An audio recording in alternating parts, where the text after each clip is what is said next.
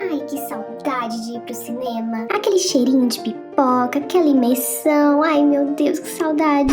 Poxa, gente, vocês esqueceram como era ir pro cinema antes da praga?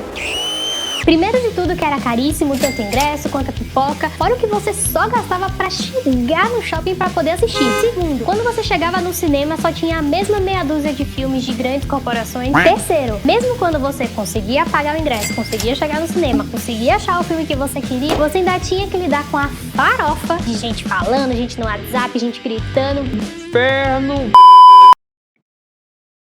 Olá, pessoas lindas, tudo bom com vocês? Como eu imagino que vocês já sabem, o ano de 2020 não foi lá muito fácil pro negócio de salas de cinema. Com as restrições necessárias por causa do controle da pandemia e a decisão de grandes grupos como Warner e Disney de lançarem seus filmes parcialmente ou completamente em serviços de streaming, a pandemia apenas acelerou um processo que já estava acontecendo de repensar como o mercado de filmes na realidade vai funcionar nos próximos anos. Tá confuso pra caramba isso. Bom, desculpa aí, meu amor. E é por isso que no vídeo de hoje nós vamos conversar como essa crise que as salas de cinema estão vivendo é um resultado não só da pandemia, mas também do modelo de negócio que ela aplicava anteriormente, que já não estava funcionando, e qual é o provável futuro das salas de cinema, já que o streaming não é mais uma conversa, e sim uma realidade.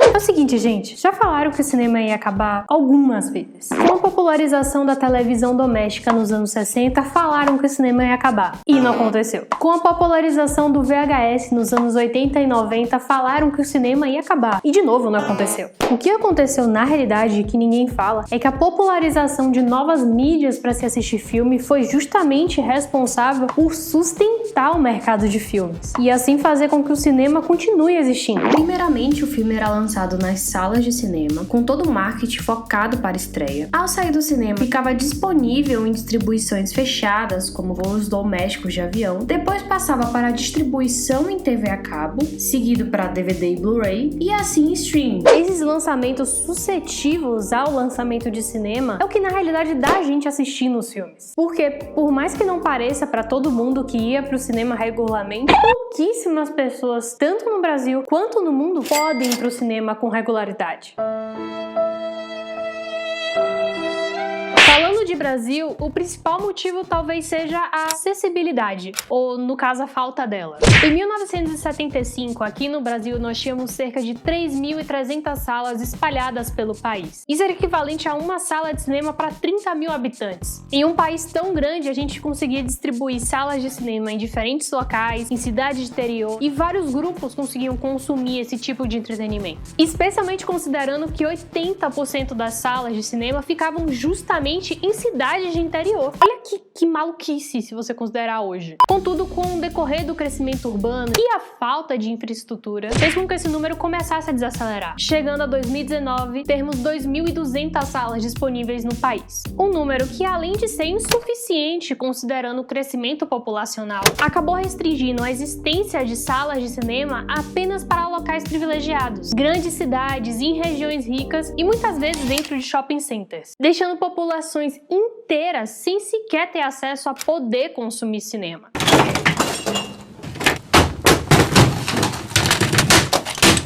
Ou seja, se a gente pegar o grosso da população, a maioria do contato que as pessoas têm com filmes não é através de salas de cinema, e sim de televisão e outras mídias. Realidade que foi cada vez mais incentivada à medida que as tecnologias foram se barateando e a gente hoje consegue assistir um filme sem muita perda de qualidade dentro da nossa casa. Além disso, já se sabia que abrir uma sala de cinema é um negócio que parece mais lucrativo do que realmente é. Desde 2015 já era registrado que 70% do lucro da indústria de cinema não era obtido por ingressos. A falta de lucratividade com salas de cinema era tão grande que vários filmes mais artísticos e indie acabavam nem sequer sendo lançados em cinemas comerciais, fazendo seu lançamento apenas em cinemas de público restrito e mais direcionado ao nicho e em festivais, o que fazia com que o grande público nem sequer soubesse que o filme existisse ou tivesse acesso. Ou seja, o filme comercial já não fazia grandes dinheiros e o filme de arte muitas vezes nem cogitava tentava distribuir em sala. Será que ninguém viu que esse modelo de negócios não estava dando certo? Ei, então quer dizer que as salas de cinema baixaram o preço dos ingressos, distribuíram as salas em regiões mais periféricas e criaram programas de fidelidade para continuar a magia do cinema? Oh, babe, preciso nem dizer, né?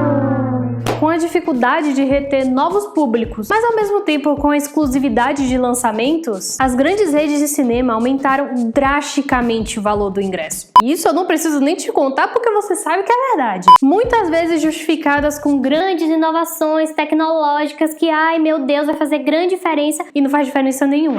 Afinal, quem nunca foi empurrado uma sessão 3D quando o filme não tinha nada de 3D, mas curiosamente o ingresso era mais caro. E isso porque eu nem tô entrando no mérito dos produtos periféricos do cinema, como pipoca, refrigerante, chocolate, porque na realidade você não precisa comprar isso para poder assistir o filme. Mas é meio bizarro você pensar como essas miudezas custavam tão caro e ao mesmo tempo muitas salas de cinemas dentro de shoppings falhavam em coisas básicas, como um ar-condicionado funcionando ou o chão que não esteja pegajoso de refrigerante. Sem falar a questão que você paga incrivelmente caro e dentro do cinema tem gente no zap, tem gente conversando, tem gente gritando, enfim, mas isso eu não vou botar na culpa das salas de cinema porque tem muito mais a ver com o público, tá bom? Essas vocês estão liberados. A realidade é que nós, como público, já tinha muito tempo que não fazia sentido o que a gente pagava por ingresso pela experiência que a gente acabava recebendo. Especialmente considerando que hoje em dia eu posso assistir e reassistir o filme do conforto da minha casa e pagando mais barato.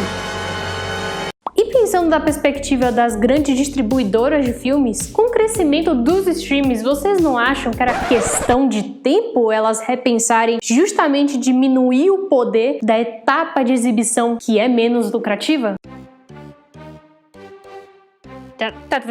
Agora que a gente já sabe de tudo isso, eu preciso deixar uma coisa clara. Eu não odeio salas de cinema. E eu sinto muita falta desde que a praga começou. E especialmente em um mundo hiperconectado que a gente vive, a sensação de você poder entrar em uma sala e ficar totalmente dedicado àquilo que você tá assistindo, é aquela história. Eu acho que por mais que a gente tenha tecnologia hoje em casa, que você não tenha muita perda de qualidade, ainda assim não é sobre a qualidade de exibição, mas é sobre a conexão das pessoas naquele momento e naquela experiência, que eu não acho que pode ser reproduzida dentro de casa.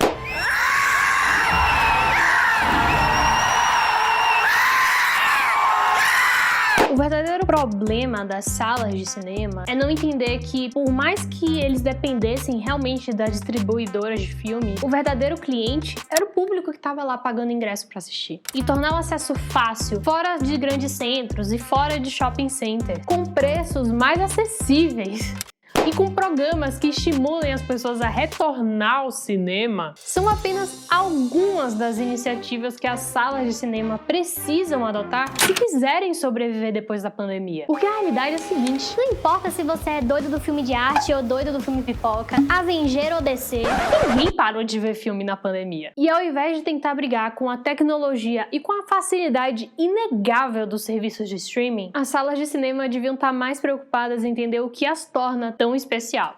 Então é isso, meu povo, espero que tenham gostado do vídeo. Se você chegou até aqui, deixa nos comentários algum momento icônico que você viveu dentro de uma sala de cinema. Pode ser uma estreia que você queria muito, umas beijocas que você deu no seu espaguete.